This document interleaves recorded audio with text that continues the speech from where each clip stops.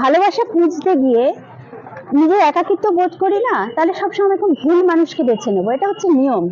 কেননা আমার যেরকম এনার্জি, আমি ঠিক সেরকম এনার্জির লোককে অ্যাট্রাক্ট করবো। এটা হচ্ছে ল অফ অ্যাট্রাকশন। নমস্কার, আমি সুজাতা ভট্টাচার্য। চলো মনের কথা বলি অনুষ্ঠানটি তোমাদের কেমন লাগছে। যদি ভালো লেগে থাকে তাহলে আমার ডায়েরির একটা পেজে তোমরা আসতেই পারো, যোগাযোগ করো আমার সাথে। কথা না বাড়িয়ে চলে যাচ্ছি আজকের গেস্ট। নমস্কার, আমি ইন্দ্রাণী ভট্টাচার্য। গান এবং অভিনয় এই দুটোই আমার পেশা এবং বলা যেতে পারে নেশাও। আমার কাছে ভালোবাসা মানে হচ্ছে সেলফ লাভ। নিজেকে ভালোবাসো, নিজের যা গুণাবলী আছে সেটাকে উন্নত করো, নিজে গ্রো করো। তোমার যদি এনার্জিটা বেটার হয়, সবসময় এটা জানবে যে তোমার কাছে যে সমস্ত মানুষজন আসবে তারাও বেটার এনার্জির লোকই আসবে। কখনো তোমার কাছে লোয়ার এনার্জির মানুষ আর টিকতেই পারবে না। ভালো যতবারই বেসেছি, ঠিক মানে ফ্রুটফুল হয়নি আর কি। যাই হোক, যাকে বিয়ে করেছিলাম, বিয়ে তো আমার সফল হয়নি, আমার ডিভোর্স হয়ে গেছে। তারপরে একজন এসেছিল আমার জীবনে, সে অ্যাকচুয়ালি একজন ভিকটিমকে ভালোবেসেছিল। মানে আমি আমার হাজবেন্ডের ভিকটিম ছিলাম, তো সেই ভিকটিমকে ভালোবেসেছিল, তাকে উদ্ধার করলো। এইবার হয়েছে কি, আমি যখন আমার নিজের ফর্মে ফিরে আসলাম, আমি যখন গান বাজনা শুরু করলাম, তখন সে সেটাকে নিতে পারেনি। কেননা আমার এত ফ্যান হয়ে গেল, লোকে এত আমার গান পছন্দ করতো এবং আমাকে প্রোগ্রামের জন্য অফার করতো, এগুলো ও নিতে পারেনি। আমার সঙ্গে সাংঘাতিকভাবে অশান্তি শুরু হলো এবং আলটিমেটলি তাকেও আমার ছেড়ে দিতে হলো।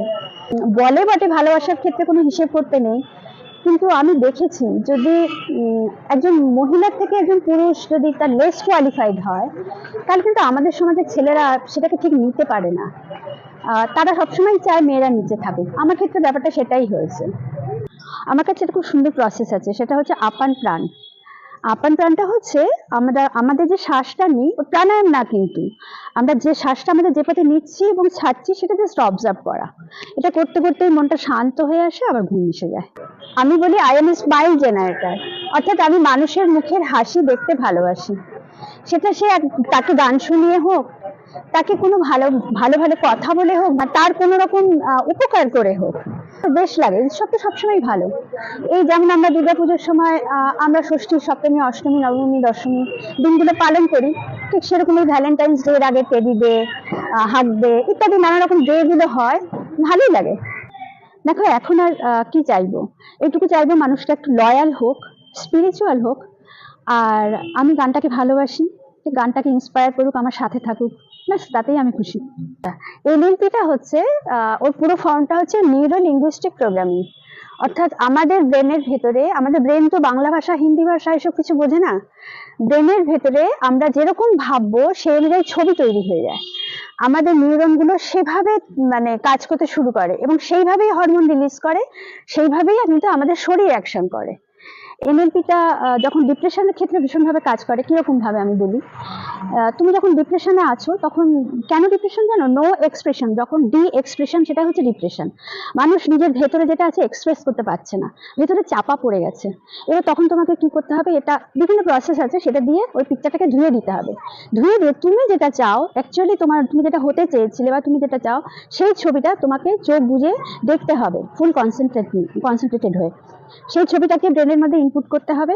তখন তোমার সেই অনুযায়ী তোমার নিউরনগুলো অ্যাকশন করবে এবং সেই অনুযায়ী তখন কাজ করবে, মানে অ্যাট্রাক্ট করবে। তখন এই দুনিয়াতে না, মানে যে 100% যদি এনার্জি হয়, তার থেকে আমরা 0.00001% আমরা এখানে যা যা দেখতে পাচ্ছি আমরা দুনিয়ায়, এই সব মিলিয়ে আমরা ওটাকে, ওই এনার্জিটা বাস্তবে পরিণত হয়েছে।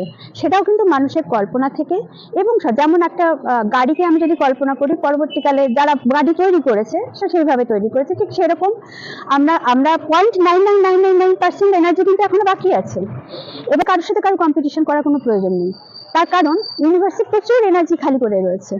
এবার আমি যেটাকে আমি ম্যানিফেস্ট করতে চাইছি, সেই জিনিসটা, ছবিটা যদি আমি ভালো করে দেখতে পারি, আমি নিউরনকে যদি সেই বার্তাটা দিতে পারি, সেই ইউনিভার্সকে সেই বার্তাটা দেবে এবং ওই যে 0.99% এনার্জি থেকে সেটা ম্যানিফেস্টেড হবে।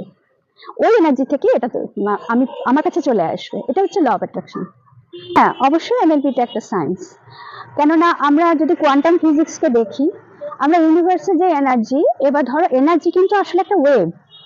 এবার যখনই এটা পরীক্ষা করে 2000 সালে এটার উপরে নোবেল পুরস্কারও পেয়েছে। 2000 সাল কি সালটা হয়তো আমার একটু ভুল হতে পারে, যাই হোক। কোয়ান্টাম ফিজিক্সের ব্যাপারটা হচ্ছে আমরা যখন এনার্জিটাকে অবজার্ভ করি তখন ওই যে ওয়েভটা না, ওই যে ঠিক যে জায়গাটা অবজার্ভ করছি ওই জায়গাটা পার্টিকেল হয়ে যাচ্ছে। এবার তার মানে কি, আমরা যেটাকে অবজার্ভ করছি এই আমাদের ব্রেনের ভেতরে, তাহলে বাস্তবে কিন্তু এই যে ইউনিভার্সের এনার্জি থেকে সেটা পার্টিকেলে পরিণত হচ্ছে। এটা তো কোয়ান্টাম ফিজিক্সটা তো সায়েন্স, অতএব এনএলপিটাও একটা সায়েন্স। আমার একটা চেস্টে একটা সিস্ট ছিল, 10 বছরের পুরনো, খুব ছোট। আমি ডাক্তারকে দেখিয়েছিলাম, ডাক্তার বলেছেন চিন্তার কিছু নেই, যতক্ষণ না ব্যথা হচ্ছে, কারণ তো ব্যথা ছিল না। এইবার কোনো এক সময় অপারেশন করে নিও, ডক্টর এটা বলেছেন। তা আমি যখন এনএলপি প্রথম প্রথম শিখলাম তখন আমি ভাবলাম আমি আমার উপরেই একবার অ্যাপ্লাই করে দেখি। তখন আমি ওটা নিয়ে আমি ফাউন্টেন টেকনিক বলে একটা টেকনিক আছে, ওই টেকনিকটা দিয়ে অ্যাপ্লাই করতে শুরু করলাম। ফাউন্টেন টেকনিকটা 4 দিনে কাজ করে, 4 দিনের মাথায়। এবং অদ্ভুতভাবে ওই 4 দিনের মাথায় ওই সিস্টটা এত বড় হয়ে গেল, কার্বন কার্ডের মতো বড় সাইজ হয়ে গেল। এবং আমি সঙ্গে সঙ্গে আমাদের স্যারকে মেসেজ করলাম যে এরকম এরকম হয়েছে, আমি এই টেকনিক করছি। স্যার বলেন তুমি একদম রাইট ওয়েতে আছো।